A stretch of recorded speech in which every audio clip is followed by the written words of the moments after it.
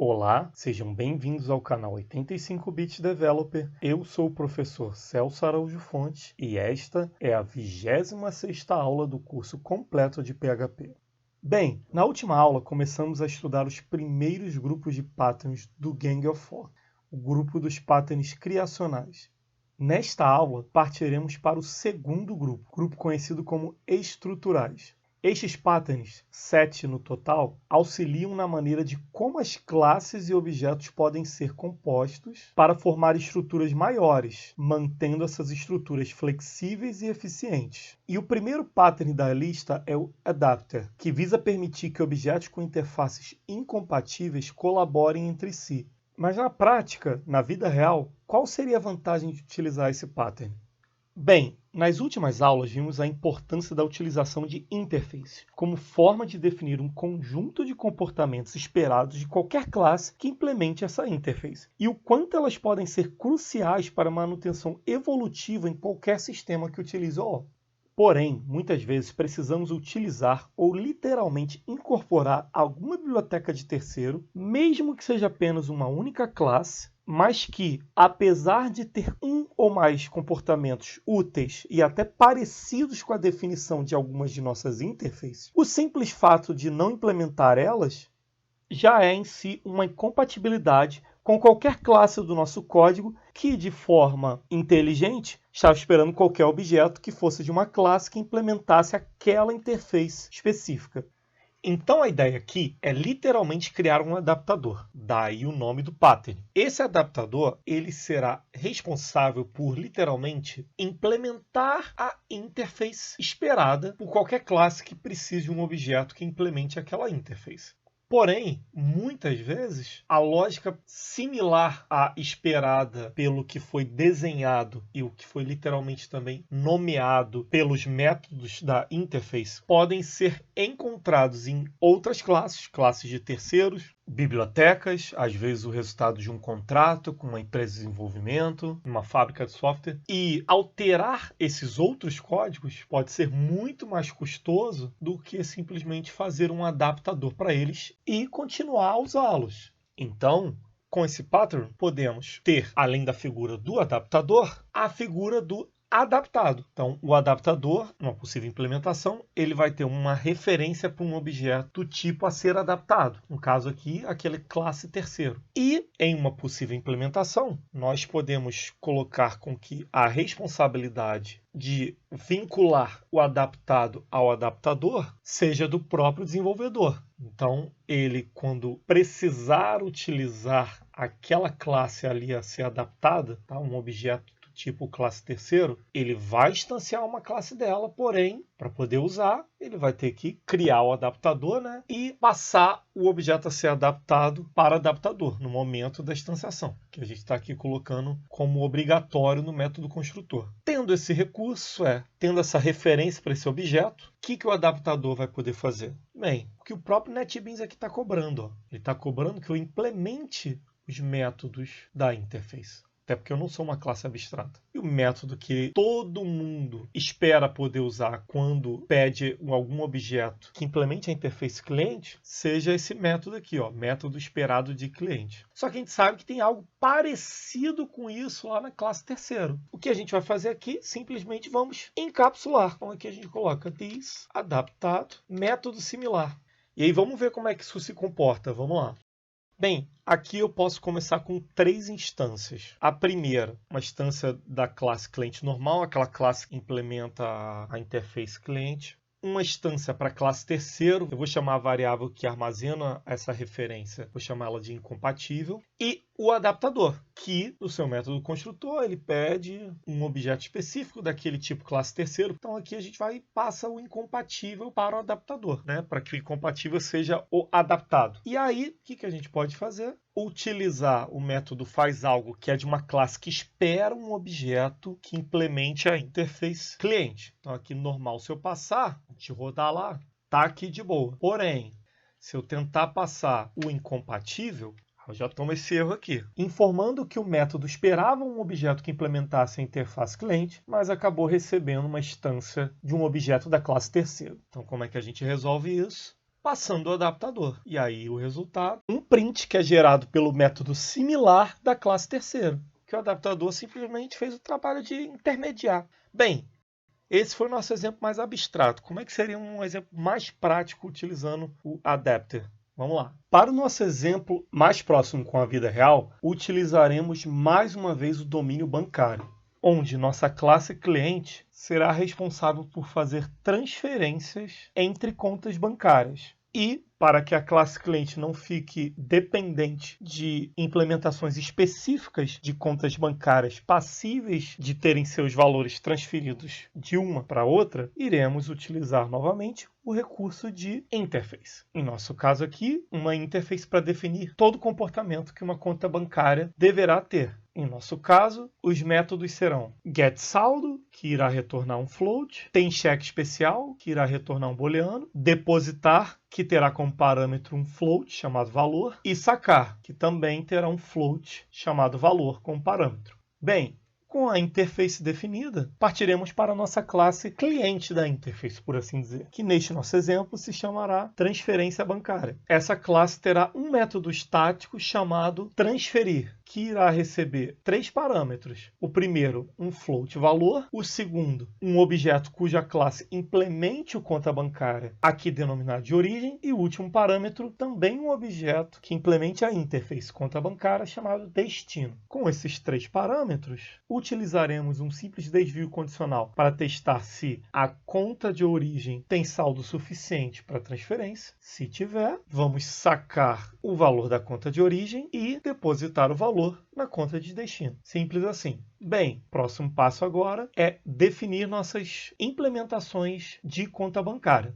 Como muitas delas terão similaridade no que tange a forma de sacar, depositar e recuperar o saldo, porém com diferencial no que tange a ter ou não cheque especial, para que seja possível evitar um pouco de repetição, vamos utilizar o recurso de classe abstrata e tornar alguns métodos concretos nessa classe abstrata para que possam ser herdados por classes concretas e evitar duplicidade nas classes especializadas. Então vamos lá.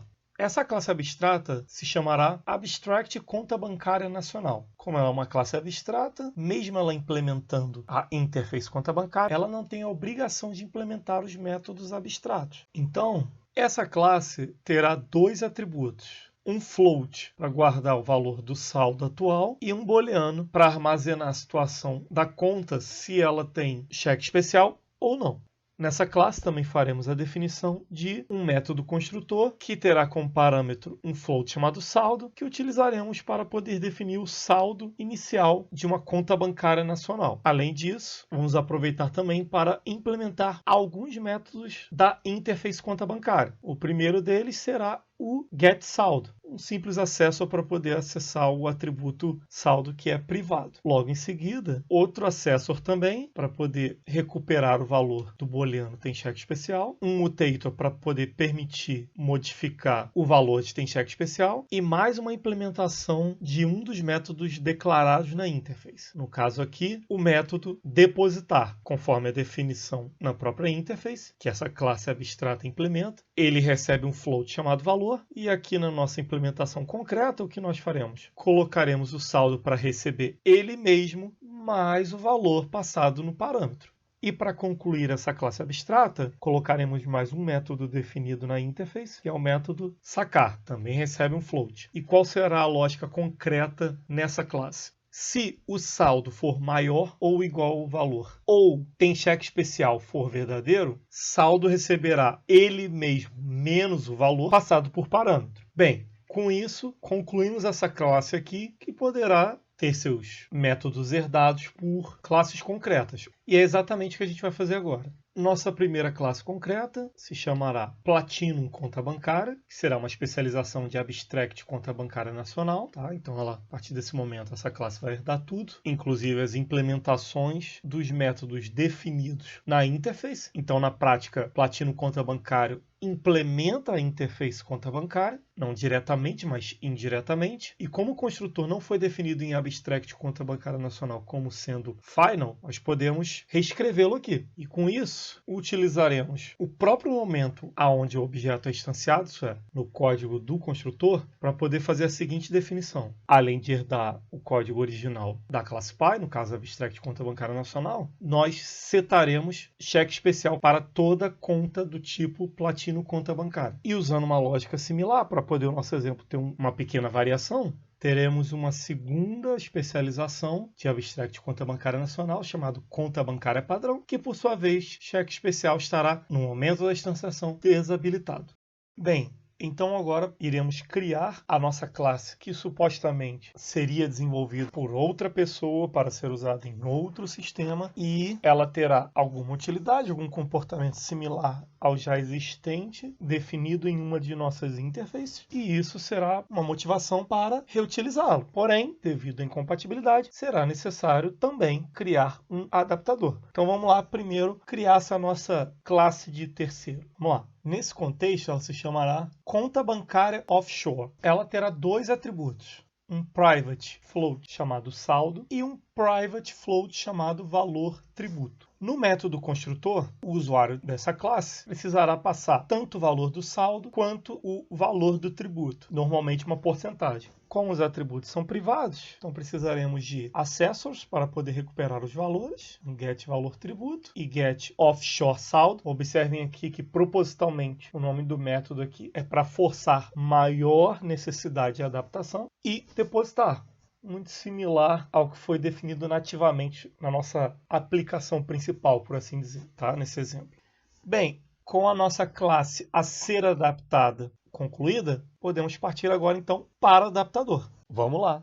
Bem, e o nome do nosso adaptador será Conta Bancária Offshore Adapter. Similar ao que fizemos nas nossas implementações concretas, aqui, ao invés de implementar diretamente a interface, nós vamos estender a classe abstrata que implementa aquela interface para poder reaproveitar algumas implementações daquela classe abstrata e evitar a repetição. Tá? De qualquer jeito, o adaptador estará implementando aquela interface. Então aqui a gente coloca extend abstract conta bancária nacional. Similar ao que fizemos no exemplo conceitual, precisaremos aqui de um atributo que será o responsável por guardar uma referência para um objeto do adaptado. Isso é, aquela classe que nós pretendemos adaptar. Aqui no caso, conta bancária offshore.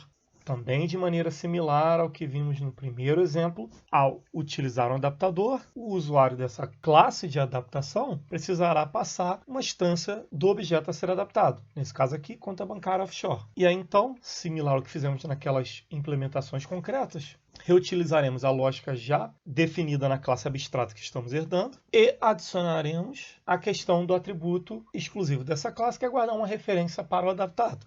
Bem, então logo em seguida, vamos começar a adaptar para que, ao utilizar um adaptador de conta offshore, uma classe cliente, por exemplo, como a transferência bancária, ela possa usar de maneira o mais transparente possível. Para isso, precisaremos reescrever o método getSaldo. Nessa implementação específica para adaptar uma conta bancária offshore, o que nós faremos? Primeiro, recuperaremos o valor do atributo da conta bancária offshore adaptado por esse adaptador e guardaremos nessa variável chamada valor tributo. Logo em seguida, usaremos uma variável chamada $bruto para recuperar o saldo utilizando a lógica original definida na classe Py, caso abstract conta bancária nacional. Para isso a gente usa aqui o parent. Logo em seguida, multiplicaremos o bruto, tá, que é o valor bruto, vezes o valor do tributo e guardaremos o resultado numa variável chamada saldo com taxas. E aí então, iremos subtrair o valor bruto menos o resultado armazenado em saldo com taxas, para que assim a gente consiga ter o valor líquido. E logo em seguida, utilizaremos ele como o real valor do saldo dessa conta, beleza? Bem, já temos nossas implementações nativas, nosso adaptador para a classe de terceiro, então agora vamos usar um pouquinho de cada um para a gente ver na prática os benefícios de usar esse pattern, o adapter. Vamos lá. Bem, então começando aqui com as nossas primeiras instâncias, teremos uma variável chamada origem, para a gente guardar uma referência para um objeto do tipo conta padrão. No método construtor, precisamos passar o que seria o saldo inicial, que nesse caso, 2.000. E aí, então, logo em seguida, nós criaremos uma outra instância de conta bancária, só que dessa vez, utilizando aquela classe que supostamente seria de um sistema ou produção de um terceiro, que é a conta bancária offshore. Nós sabemos que se, caso tentarmos utilizar o transferência bancária para fazer uma transferência entre essas duas contas, não irá funcionar, porque o conta bancária offshore não é nativamente uma classe que implementa aquela interface. Então, para isso, o que nós faremos? Passaremos essa instância como parâmetro para uma instância de conta bancária offshore adapter. Essa sim implementa, indiretamente, mas implementa a interface solicitada pelo aquele método, aliás, o único, de transferência bancária. E é exatamente o que nós faremos agora. Utilizaremos o método transferir, tá? Que é um método estático da classe transferência bancária, para passar sem entre um objeto que implementa a interface conta bancária para outro objeto que também implementa a interface conta bancária, que no caso aqui é o adaptador, que internamente ele recebeu uma instância da classe a ser adaptada, no caso conta bancária offshore, permitindo com que o transferência bancária possa atuar de maneira transparente, porque é o adaptador que vai garantir com que todos os comportamentos esperados pelaquela interface sejam implementados, mais precisamente adaptados, pelaquela classe incompatível. E aí, como resultado, nós podemos depurar aqui tanto o saldo da origem como o saldo do destino, para a gente poder ver o resultado dessa transferência, literalmente. Vamos lá. Então tá aqui, ó, na conta de origem, que era aquela conta bancária padrão, R$100 foram sacados. Na conta destino, devido ao valor do tributo, do imposto, tá? Não exatamente R$100 foram depositados, porque teve o desconto do tributo. Por isso ficou aqui só R$2.016, exatamente como foi definido lá na lógica do adaptador. Bem, então, partindo agora para o próximo pattern estrutural, estudaremos o bridge. Pattern que tem como objetivo possibilitar a divisão de uma classe grande ou um conjunto de classes estritamente relacionadas em duas hierarquias separadas, a abstração e implementação, que podem ser desenvolvidas independentemente uma da outra. Mas o que significam a abstração e a implementação nesse contexto? Bem, de modo simplificado, a abstração seria o que a classe é e a implementação o que ela faz. E o bridge pode atuar como uma ponte, daí o nome do pattern, entre a abstração e a implementação. Mas em quais situações seriam oportunas esse tipo de separação? Bem, normalmente o recurso de herança é o mais utilizado como forma de abstração para separar o código do cliente de suas implementações. Normalmente nós definimos uma interface ou uma classe abstrata e criamos hierarquias de herança, uma para cada implementação possível.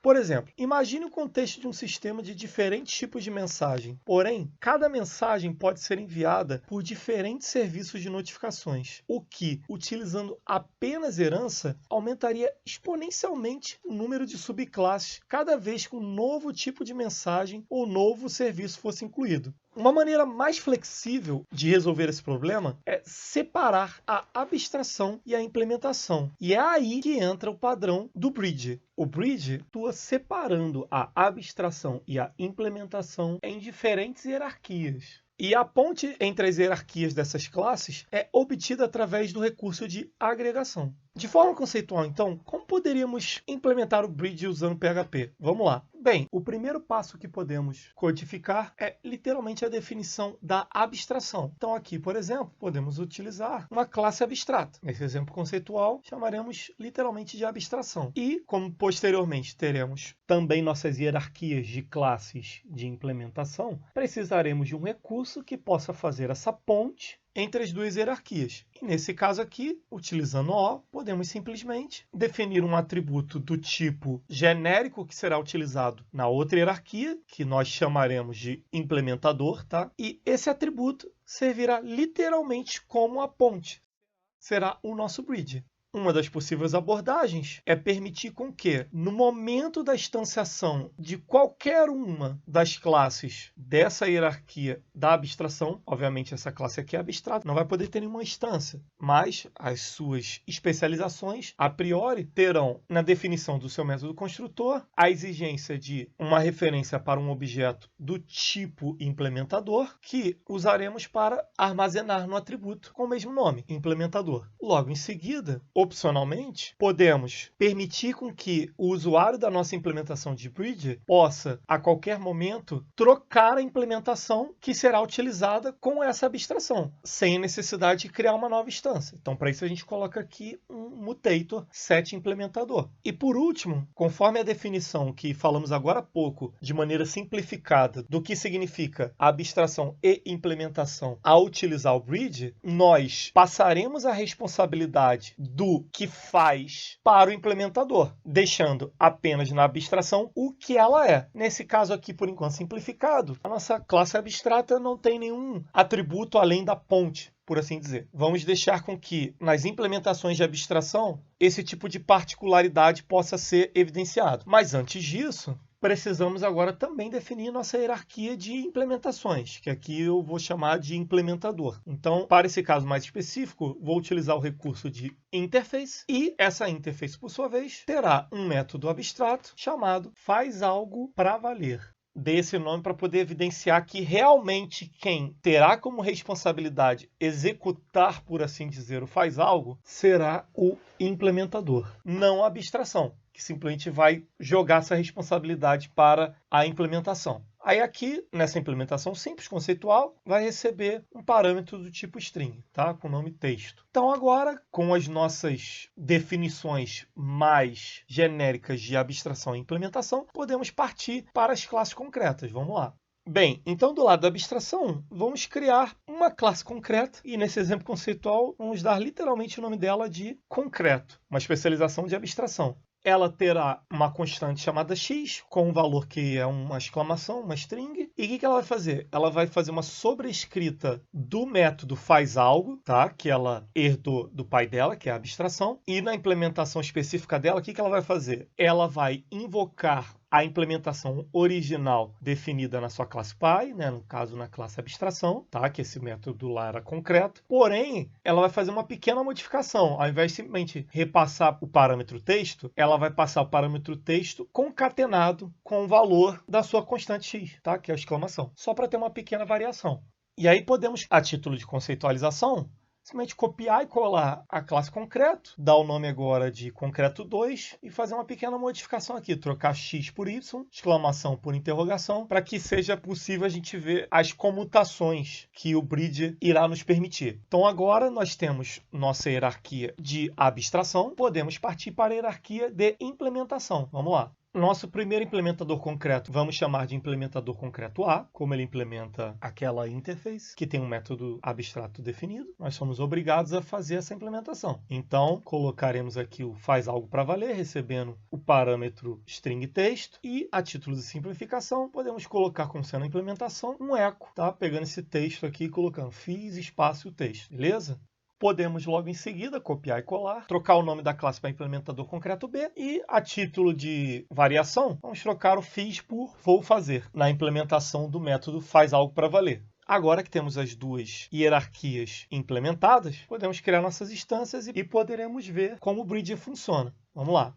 Então aqui, por exemplo, posso começar com uma variável chamada concreto, que vai armazenar uma referência para um objeto do tipo concreto, que, se nós voltarmos lá, vamos ver que o método construtor exige um parâmetro. Esse parâmetro é o quê? Uma instância do tipo implementador. Podemos aqui, por exemplo, colocar uma instância de implementador concreto A. E aí, logo em seguida, podemos chamar o método fazalgo passando uma string, por exemplo, nada.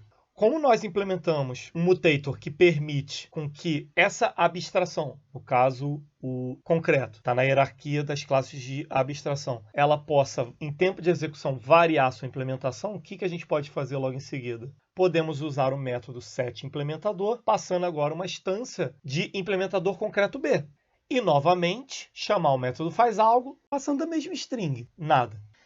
E se quiséssemos, poderíamos repetir esses mesmos procedimentos, só que dessa vez variando o lado da abstração. Dessa vez utilizando o concreto 2 e, novamente, trocando a implementação em tempo de execução. Então, observem aqui que o Bridge ele permite com que diferentes variações possam ser feitas sem precisar criar uma única hierarquia que crescesse de forma exponencial se nós utilizássemos somente herança. E aí, como resultado, vamos lá ver, eu tenho aqui fiz nada, exclamação, vou fazer nada, porque a gente sabe que utilizou o concreto com as duas variações de implementação, e logo em seguida o concreto 2 também com as duas variações de implementação. E poderíamos agora, se quiséssemos, variar criando um novo implementador, sem problema nenhum, ou só criando uma nova abstração, sem precisar, se usássemos apenas herança, criar uma classe para cada tipo de variação, o que naturalmente iria criar uma complexidade de manutenção exponencial. Bem, e na vida real, qual seria uma situação que poderíamos ter vantagem de utilizar o Bridger? Vamos lá. Bem, e para o nosso exemplo mais próximo da realidade, vamos partir para a implementação do sistema que citamos agora há pouco. Isso é, o serviço de envio de mensagens, onde cada uma dessas mensagens pode ser enviada por diferentes tipos de serviços de notificação. Vamos começar com a hierarquia da abstração, nesse caso, as mensagens em si. Para implementar essa hierarquia, vamos começar com uma classe chamada mensagem. Toda mensagem terá pelo menos 3 atributos. O primeiro será literalmente a ponte, nesse caso aqui, uma referência para um objeto do tipo serviço comunicação, que nós ainda iremos implementar, essa outra hierarquia, mas logo de cara já estamos criando a ponte entre a abstração e a implementação. O próximo atributo será uma string para armazenar o assunto da mensagem, e o terceiro atributo, também uma string, para armazenar o texto da mensagem em si. Bem, no método construtor, nessa abordagem aqui, vamos optar por tornar obrigatório apenas o assunto e o texto na instanciação de uma mensagem. E permitir, através de um método chamado setServiçoComunicação, que o usuário de um objeto dessa classe possa, em tempo de execução, dizer qual é a implementação de serviço de comunicação que a ponte dessa mensagem irá utilizar para unir a abstração com a implementação e literalmente enviar a mensagem depois. E é claro, então, teremos aqui o nosso método enviar, que, como nós não colocamos como obrigatório a definição da implementação, isso é, do serviço de comunicação lá no método construtor, então aqui faremos um pequeno teste primeiro, aonde, se tiver o serviço de comunicação, nós iremos executar um método que ainda iremos criar protegido, e esse sim irá utilizar a ponte e chamar a implementação. Caso contrário, levanta uma exception, tá? Dizendo sem serviço setado. Bem, como eu acabei de falar, a gente vai ter que ter um método protegido. Esse método, ele sim, vai usar a ponte para fazer o envio de fato, dependendo do tipo da mensagem. E como essa classe é abstrata, ela é o início da nossa hierarquia, vamos também definir esse método _enviar como protegido, primeiro para que ninguém possa executar ele diretamente, e além disso vamos colocar abstrato para que essa responsabilidade seja das classes concretas dessa hierarquia, tá? Que é a hierarquia de abstração, que nesse contexto aqui é a hierarquia de mensagem. Então vamos aqui criar algumas classes concretas dessa hierarquia, vamos lá. A primeira classe se chamará mensagem padrão. Ela será, obviamente, uma especialização de mensagem, que tem lá um método abstrato definido, então ela tem por obrigação implementar esse método, e é o que faremos agora. Método _enviar, protegido, será o seguinte: vamos utilizar a ponte, lembra aquele atributo de serviço de comunicação, executar o método enviar mensagem, afinal, os serviços de comunicação, eles serão a implementação de fato, e nós executaremos o método enviar mensagem, que logo nós implementaremos nessa outra hierarquia, passando o assunto da mensagem e o texto da mensagem. Em compensação, na próxima implementação, que chamaremos de mensagem usuário, vamos optar por fazer algumas customizações a mais. Vamos lá. Começaremos tendo um atributo exclusivo dessa classe chamado comentários usuário, que será do tipo array. O método construtor nós iremos reescrever. Colocaremos, além do assunto e do texto, a obrigatoriedade também de um parâmetro chamado comentários usuário, do tipo array. E aí, na implementação desse método construtor específico, faremos o de praxe, passaremos os parâmetros default do método construtor da nossa classe Py para o comportamento já herdado, implementado na classe Py, através do operador parent, e passaremos o valor do parâmetro comentários usuário para o nosso atributo novo comentários usuário, beleza? Bem, além disso, nós também teremos um método adicional privado chamado getComentariosString. Esse método vai servir para quê? Através do implode, que a gente já viu diversas vezes durante esse curso, nós iremos transformar esse array em texto, onde cada elemento do array será concatenado com essa string aqui, ó, ponto e vírgula, espaço e a tag br. Beleza? E é claro, o NetBeans está reclamando aqui, com razão, precisamos implementar o underscore enviar. Nessa implementação, faremos o seguinte: criaremos uma variável chamada fullTexto para guardar o quê? O resultado dessa string formatada, aonde eu vou substituir o %s primeiro e o segundo %s pelos seguintes parâmetros: diz-texto e o resultado do método getComentáriosString. Aí, com essa variável, nós vamos utilizar a ponte, o bridge, executar o método enviar mensagem, passando o primeiro parâmetro diz-assunto, similar ao que a gente fez na classe anterior, só que o texto é o resultado desse processamento que a gente acabou de fazer e guardou nessa variável chamada fullTexto, beleza? Bem, já temos a nossa hierarquia de abstração, agora a gente pode partir para a hierarquia de implementação. Vamos lá.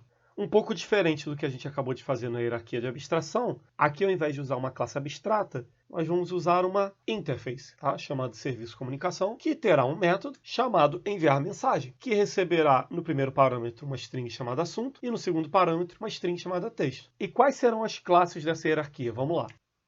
Bem, e a nossa primeira classe dessa hierarquia de implementação se chamará serviço e-mail. Como toda classe que implementa a interface serviço comunicação, o próprio NetBeans já está reclamando aqui, precisamos implementar o método enviar mensagem. Bem, como enviar e-mail de forma correta no PHP envolve algumas configurações, peço licença aqui para abstrair um pouco a real implementação de uma classe que enviaria um e-mail, para que a gente possa colocar um print na tela simulando o envio, tá? Mas, no momento oportuno, estarei separando uma aula só para mostrar como enviar e receber e-mail pelo PHP, beleza? E eu vou seguir essa mesma linha para as outras classes de implementação.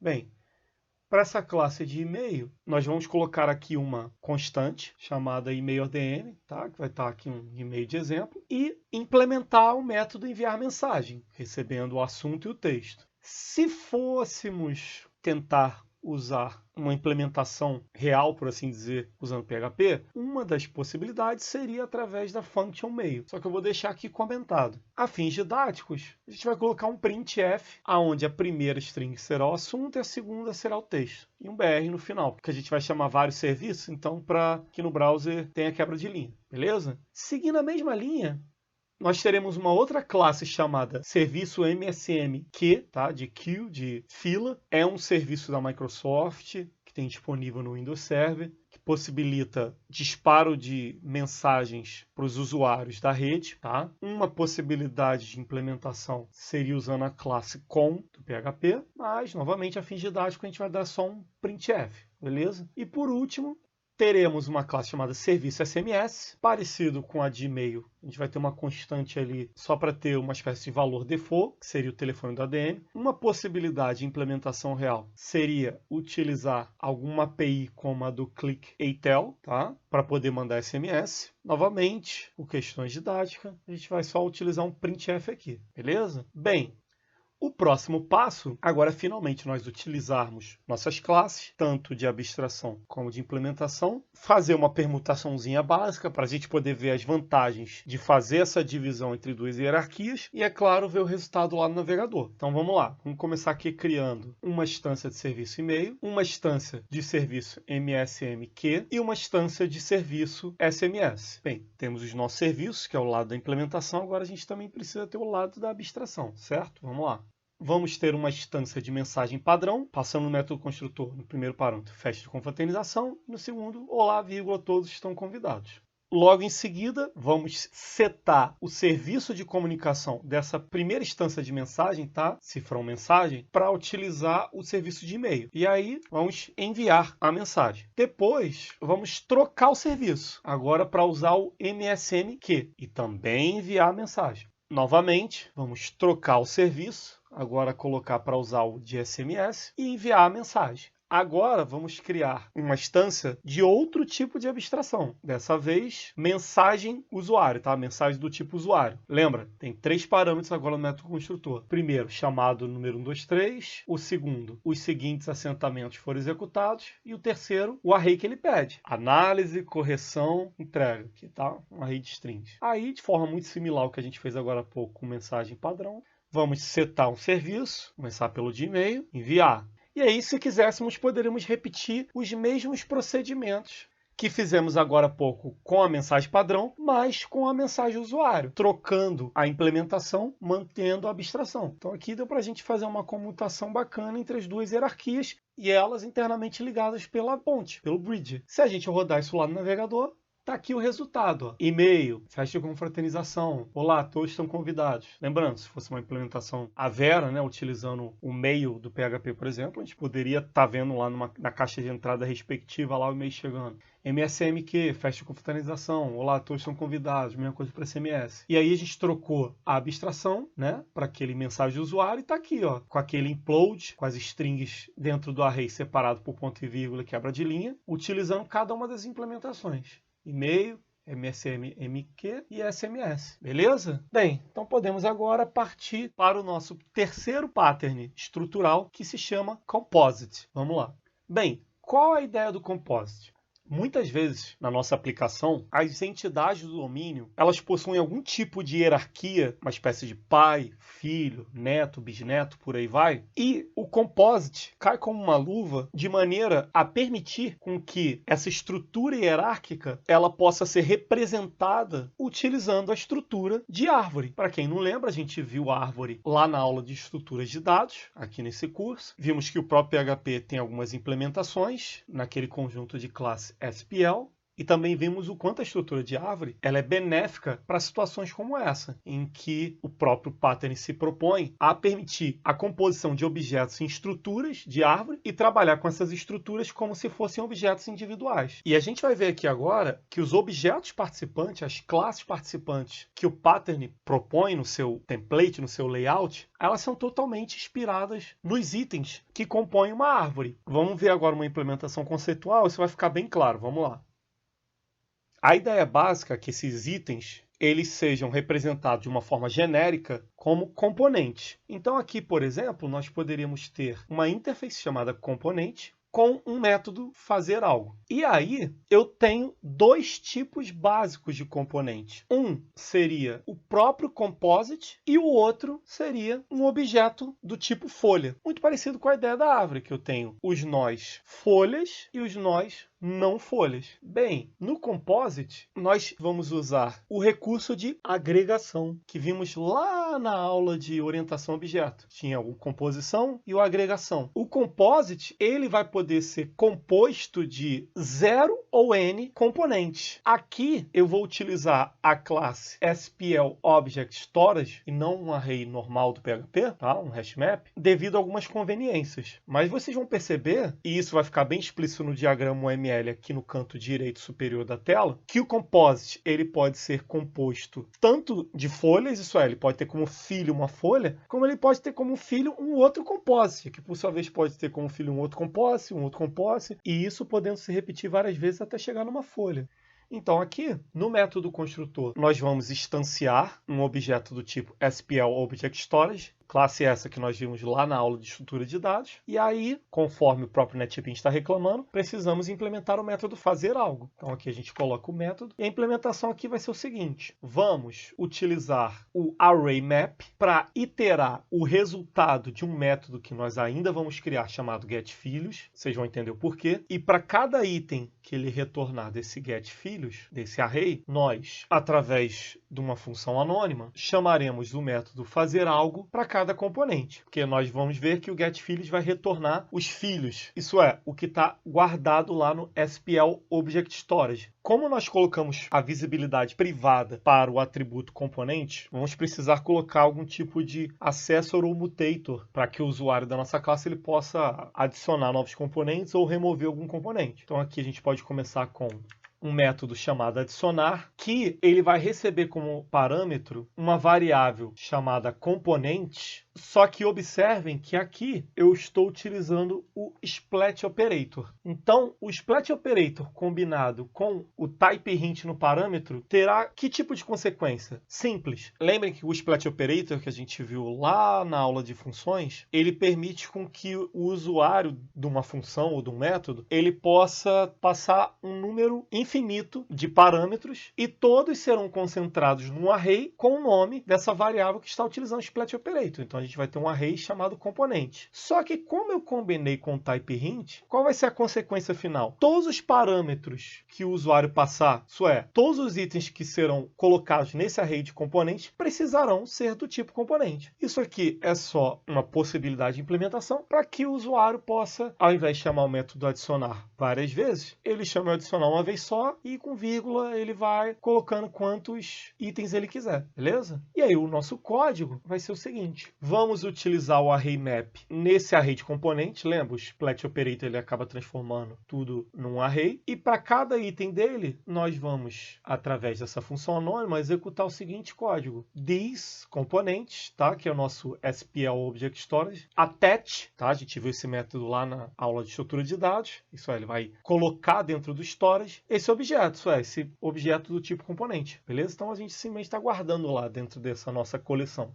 E é claro também, precisamos implementar um método que possibilite a remoção dos componentes filhos desse composite. Então, para isso, nós colocaremos um método aqui chamado remover, aonde o usuário dessa classe precisa informar qual objeto, através de uma referência, claro, que está persistido no storage desse composite que ele deseja remover. Para isso, internamente, nós vamos usar o método detach do SPL Object Storage para poder remover esse objeto da coleção, beleza? Bem, conforme eu havia comentado agora há pouco, lá na implementação do método fazer algo, aonde nós usamos um array map e através dele, para cada item dentro dessa coleção, nós iremos chamar o método fazer algo também, nós deixamos lá uma chamada para um método chamado getFields. Nós não implementamos ainda, vamos implementar agora. A gente vai entender o porquê. Vamos lá.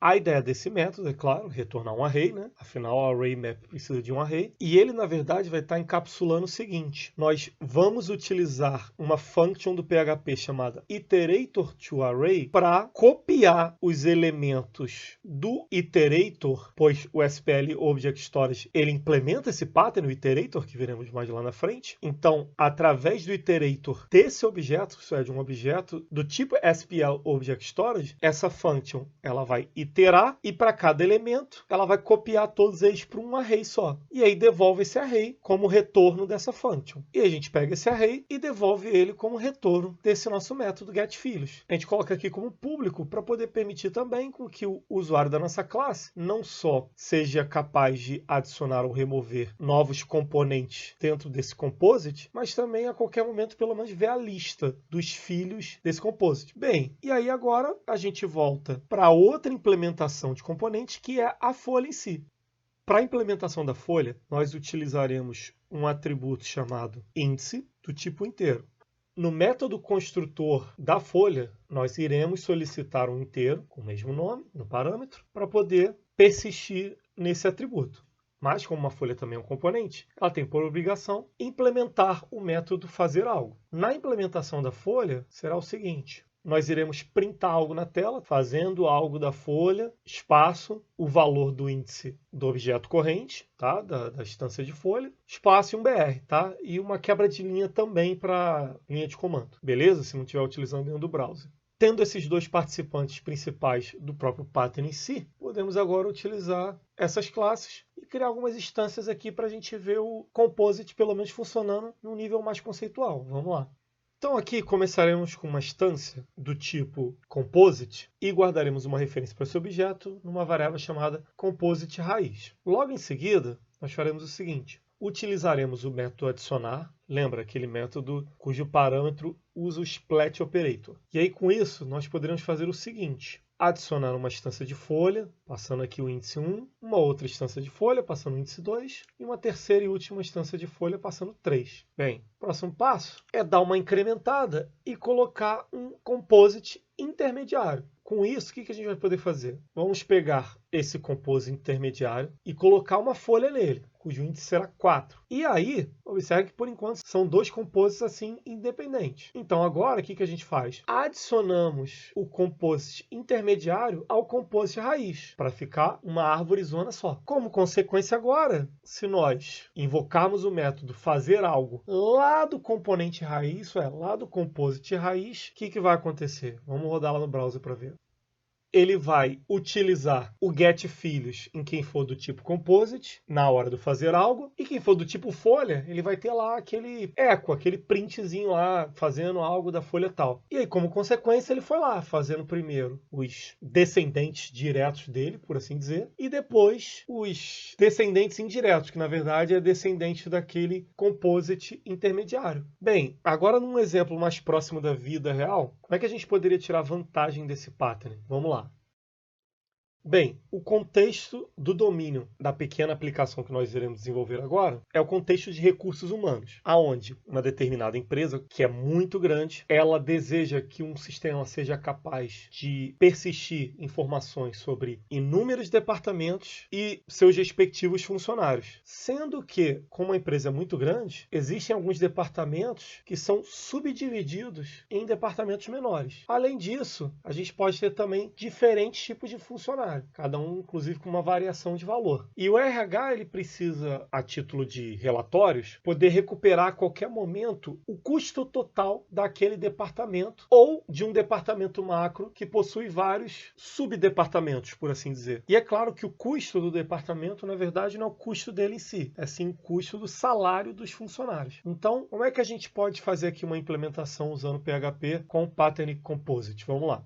O nosso componente, aqui nesse contexto, terá um nome um pouco mais específico. Se chamará recurso, tá? Até porque eu chamo de recursos humanos. E todo componente recurso precisará ter dois comportamentos. O primeiro, getNome, para maior especificidade do nome do recurso, seja ele um recurso humano concreto, como um funcionário, ou um recurso mais abstrato, como um departamento. E também getCustoTotal. Então, todo recurso vai precisar ter esses dois comportamentos. O primeiro retorna uma string, o segundo retorna um float. Bem, nesse contexto, acho que não tem muito que a gente titubear. Quem se encaixa melhor no papel de composite é a entidade departamento, certo? Nesse nosso composite, nós teremos dois atributos. Um será o nome, para poder guardar o nome do departamento. O outro, similar ao que fizemos no exemplo anterior conceitual, vamos utilizar o SPL Object Storage, o PHP, para persistir nossa coleção de recursos, tá? Que seriam os filhos do departamento. Bem,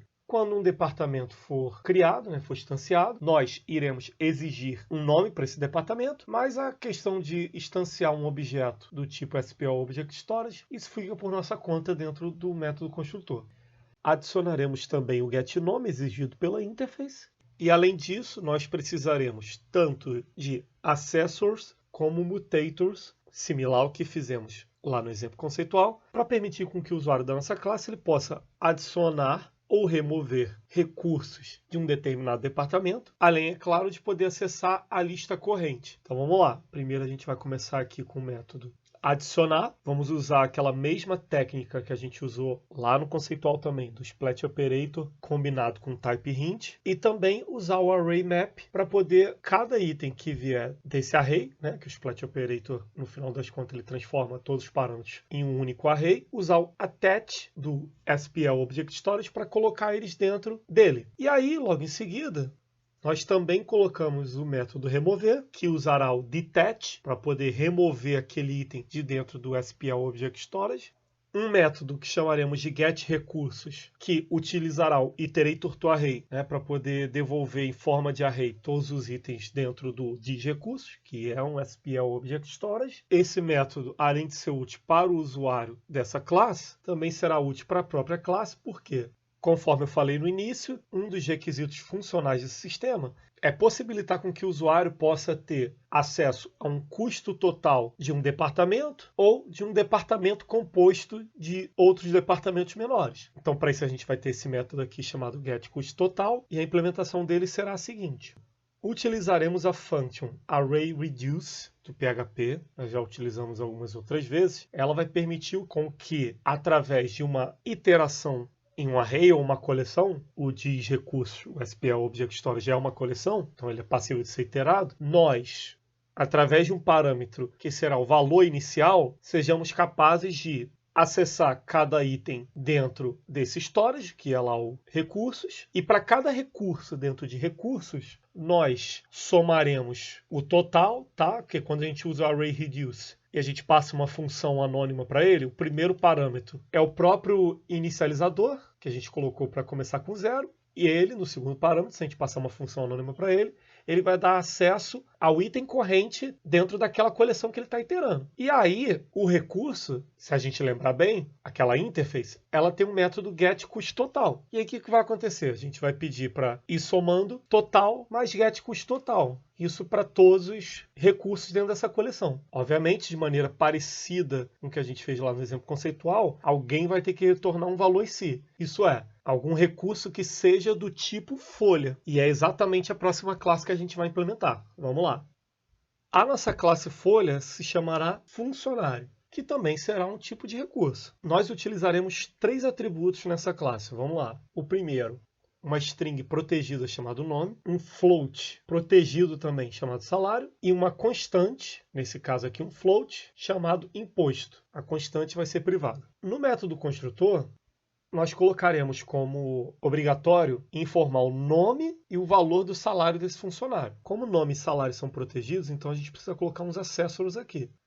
GetNome, para retornar o thisNome, getSalário, para retornar o thissalário. E é claro, NetBeans está ali cobrando, a gente precisa implementar aquele comportamento adicional, além do próprio getNome, que todo recurso tem que ter. Então aqui a gente coloca o getCustTotal retornando um float. E no caso da implementação de funcionário, será o seguinte: thissalário somado a salário vezes a taxa do imposto, por assim dizer. E aí, para dar uma incrementada, nós iremos criar uma especialização de funcionário, que será funcionário terceirizado. Ela herda tudo de funcionário e essa classe terá uma constante exclusiva chamada custo empresa, tá? Uma espécie de taxa. E apesar dela ter dado uma implementação concreta de getCustTotal, nessa classe a gente vai reescrever. Por quê? O getCustTotal aqui será o seguinte: thissalário vezes custo empresa. Bem, com as classes criadas, agora podemos começar a criar nossas instâncias e ter uma percepção maior dos benefícios desse pattern. Vamos lá.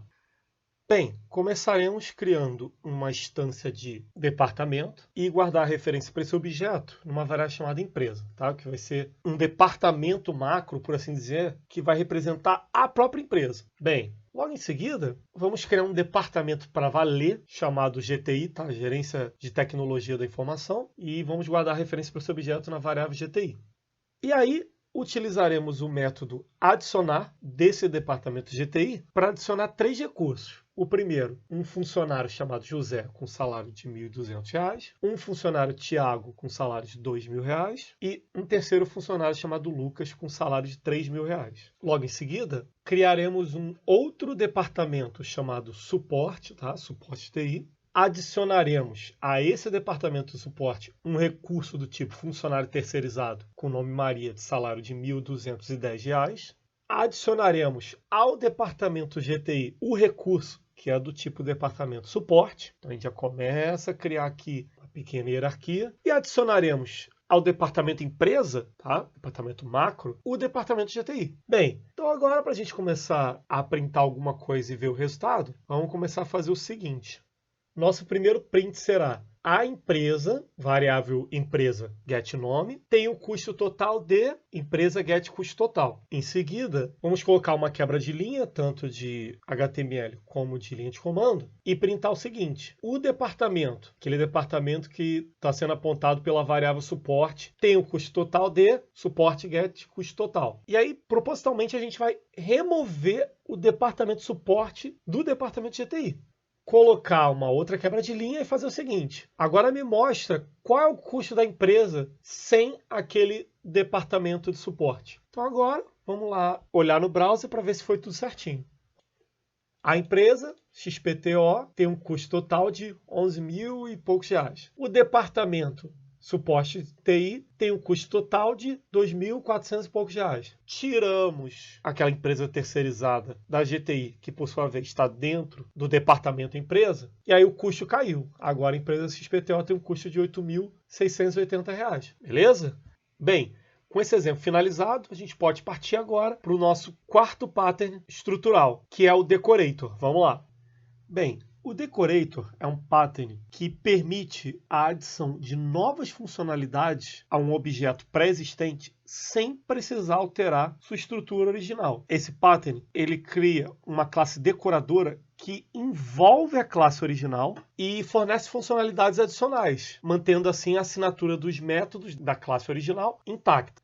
Essa imagem que eu coloquei aqui para simbolizar o decorator não é à toa. Essas bonequinhas aqui são conhecidas na Rússia como matrióticas, tá? Que são aquelas bonequinhas que começa com uma bonequinha pequena, que é envolvida por uma bonequinha um pouquinho maior, por outra um pouco maior e por aí vai. Então quando você abre, você vai tendo aquelas bonecas uma dentro da outra. A ideia do decorator é com que a adição de novas funcionalidades, isso é, de um comportamento diferente do original de uma classe, ele seja adicionado dessa maneira parecido com a matriótica. Isso é, você envolve uma boneca com uma outra maior. E aí você vai fazendo essa espécie de empilhamento de classes, aonde cada classe que você vai envolvendo a original, ela vai adicionando um comportamento ou uma saída diferente para algum método, por exemplo. Então vamos ver como é que seria uma implementação conceitual utilizando PHP. Vamos lá. Bem, parecido com o pattern anterior, eu tenho uma figura que representa uma parte, um item, ou, de forma mais específica, um componente. E eu posso utilizar aqui novamente uma interface e dizer que todo componente ele tem um comportamento, faz algo que tem que devolver uma string. Bem, no layout do decorator, eu tenho dois tipos básicos de componente. Um é o componente base. Ele vai ser um subtipo, tá? Uma classe que implementa a interface componente, então não tem como obrigação ter uma implementação aqui do método fazAll. Então aqui a gente coloca para retornar uma string com conteúdo alô, beleza? O segundo tipo de componente é o decorator em si. Só que observem que ele não será concreto, ele vai ser uma classe abstrata, tá? A gente vai ter que criar especializações concretas dele depois, mas vamos lá. Apesar de tudo, o decorator é um componente também. E aí, a gente vai precisar de pelo menos um atributo aqui. Esse atributo vai representar um outro papel que alguma classe do tipo componente pode representar dentro desse layout do decorator. Além do decorador, tá, que é o decorator, eu tenho o objeto a ser decorado. Então aqui eu coloco uma referência para um objeto do tipo componente e eu chamo esse atributo propositalmente de decorado. No método construtor, nós iremos colocar como obrigatório informar qual objeto deverá ser decorado por esse decorador, por esse decorator. E apesar de ser uma classe abstrata e não ter a obrigação de implementar os métodos da interface, nós colocaremos aqui uma implementação concreta e genérica para já facilitar as especializações dessa classe. Então aqui a gente coloca uma implementação do método fazAlgo, cujo código será o seguinte: nós executaremos o fazAlgo do decorado.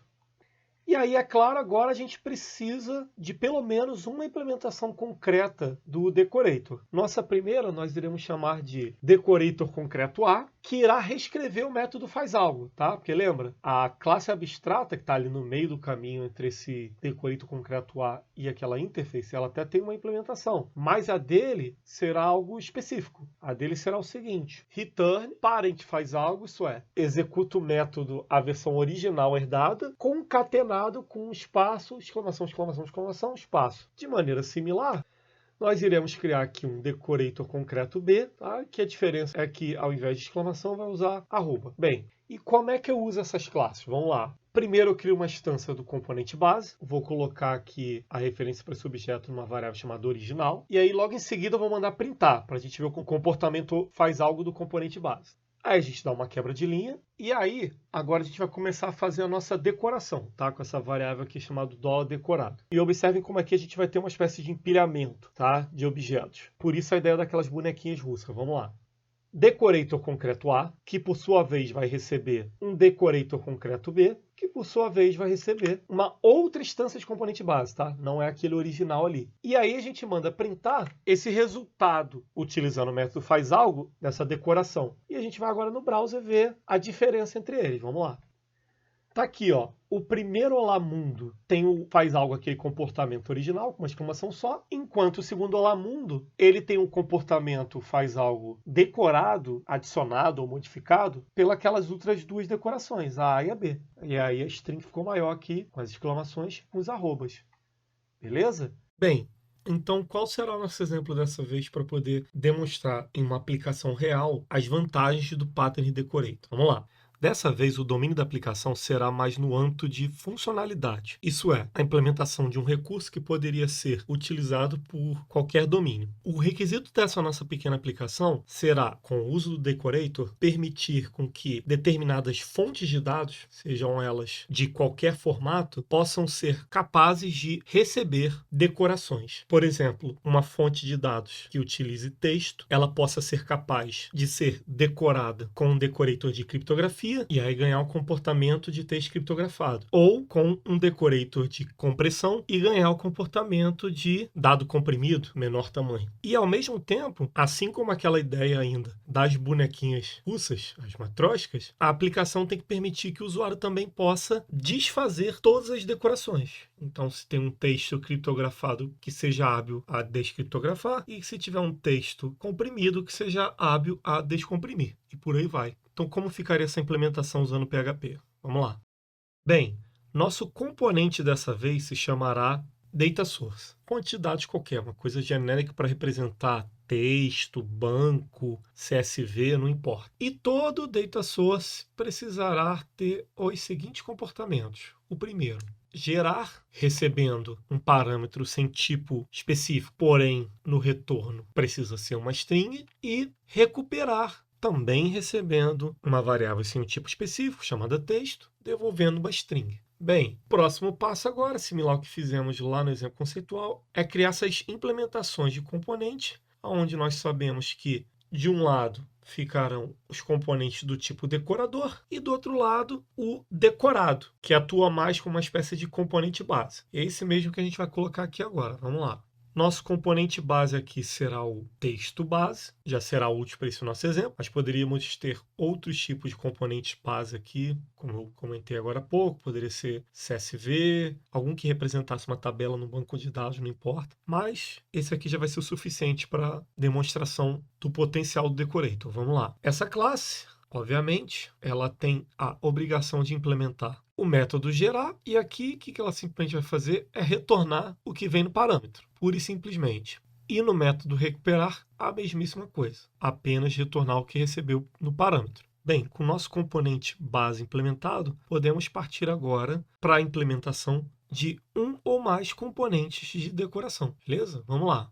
Bem, um pouco similar ao que fizemos lá no exemplo de decorator conceitual, nós aqui também utilizaremos uma classe abstrata para implementar o decorator, e ela implementará o data source, que é o nosso componente aqui no contexto do decorator, e nessa implementação faremos o seguinte: de maneira muito similar, teremos um atributo chamado decorado, que será uma referência para um objeto do tipo data source, que é o nosso componente mais genérico desse nosso modelo. Bem, no método construtor, o usuário precisará informar qual objeto do tipo data source atuará como decorado para esse decorador. Então a gente coloca um parâmetro aqui no método construtor e seta ele utilizando this. Próximo passo, implementar o método gerar, que a priori não era uma obrigação dessa classe, porque é uma classe abstrata, não tem obrigação de implementar métodos abstratos. Porém, para que as suas implementações possam herdar algo previamente implementado e útil, colocaremos aqui o seguinte código: this decorado gerar, e aí passa lá o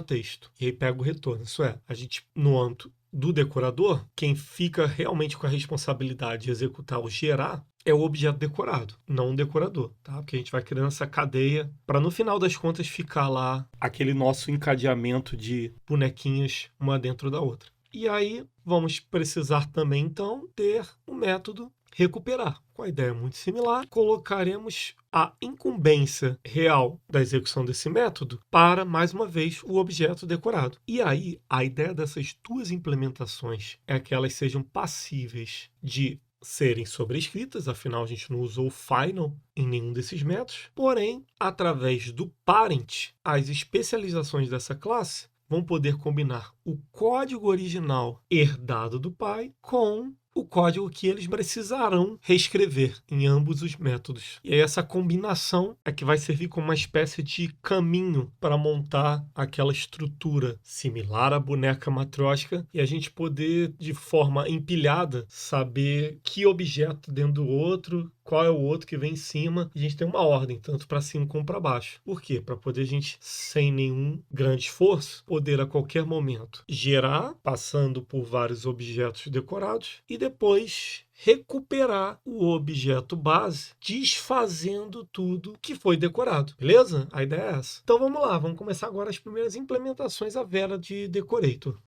Bem, a nossa primeira especialização de Decorator se chamará Crypto Decorator. Qual será o propósito desse Decorator? O propósito será permitir a criptografia de um determinado data source, uma fonte de dados qualquer, um texto, por exemplo, e uma eventual descriptografia. Bem, para isso a gente vai ter que usar um recurso recente do PHP, que é o libsodium. Então, antes de rodar esse exemplo, verifique se o seu PHP ele está com a extensão Sodium instalada. Porque nesse exemplo a gente vai usar o libsodium para poder fazer a criptografia. Beleza? Então vamos lá. Antes mesmo de começar a utilizar as functions dessa lib de PHP, a libsodium, nós precisaremos determinar dois valores que são exigidos por algumas dessas funções para que a gente possa tanto criptografar como descriptografar.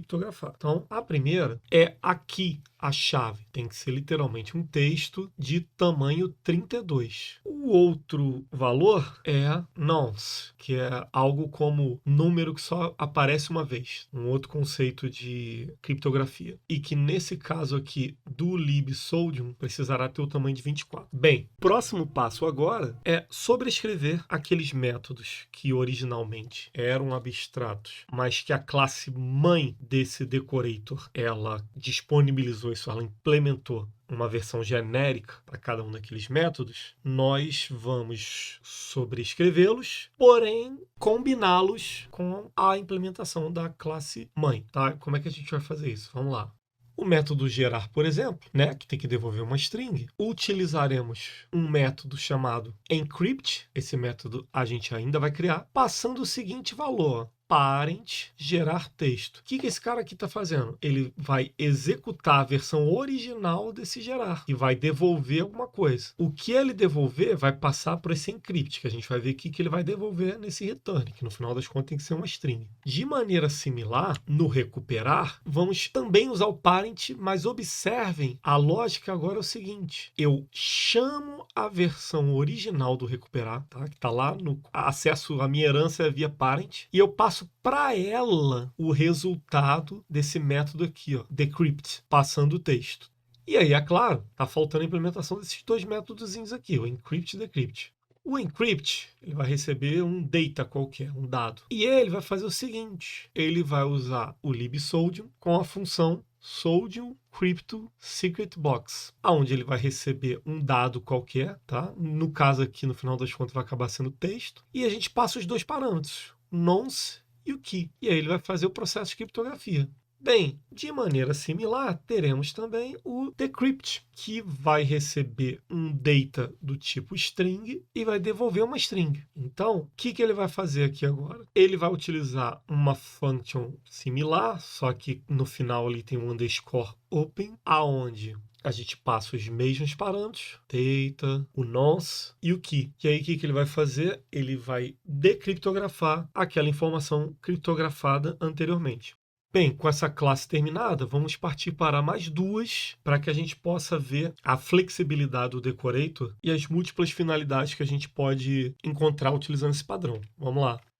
Bem, nossa próxima classe de decoração se chamará Base64 Decorator. A intenção dela é poder gerar dados em formato Base64 e reverter dados em Base64 para o formato original. Então, para isso, a gente vai fazer algo muito similar do que a gente fez na classe anterior, que é o seguinte, vamos lá. Implementaremos o nosso método gerar, aonde ele executará de dentro para fora o método gerar original, isso é o que está lá no parent, e o resultado dele vai ser parâmetro para o método codificar dessa classe. A gente ainda não criou esse método, daqui a pouco a gente vai ver. Vamos lá. Próximo método, recuperar, aonde a lógica fica invertida. Nós, de dentro para fora, nós vamos chamar a função decodificar, que será implementada nessa classe, e o resultado dela será parâmetro para o recuperar original, que a gente herda lá da classe decorator, e a gente vai e devolve, beleza? Vamos agora implementar esses nossos métodos exclusivos, no caso aqui o codificar, que utilizará a função base64 encode do PHP para poder transformar em base64, e para decodificar, muito parecido mesmo, usar a função base64 decode. Bem, vamos partir agora para a nossa última classe de decoração. Nossa última classe de decoração se chamará compressão decorator. E aí, seguindo a mesma linha das outras classes, a gente começa fazendo o quê?